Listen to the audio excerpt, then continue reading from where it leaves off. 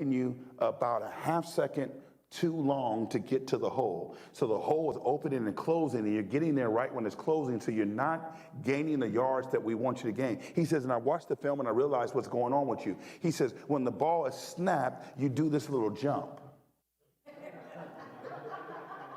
I said, I know, I got it from Eric Dickerson.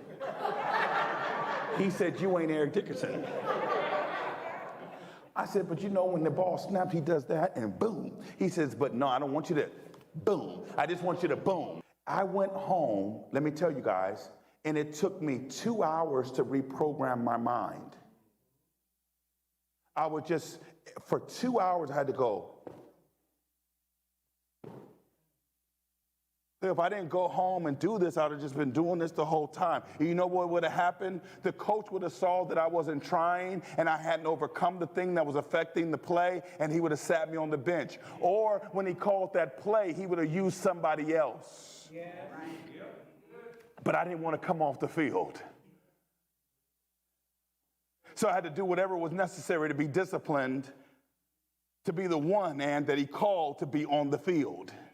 So when they called the play, they were confident. I want God to be confident that if he calls the play for me, I'm going to be able to perform it. But I got to overcome some stuff.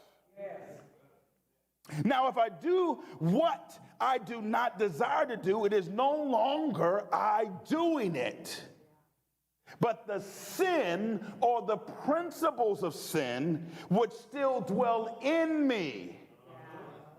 Whoo.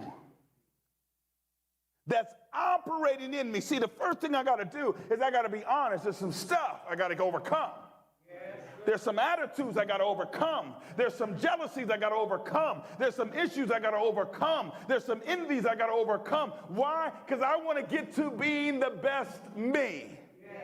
I want to only see righteousness, joy, and peace in the Holy Spirit. And the only way I can do that is overcome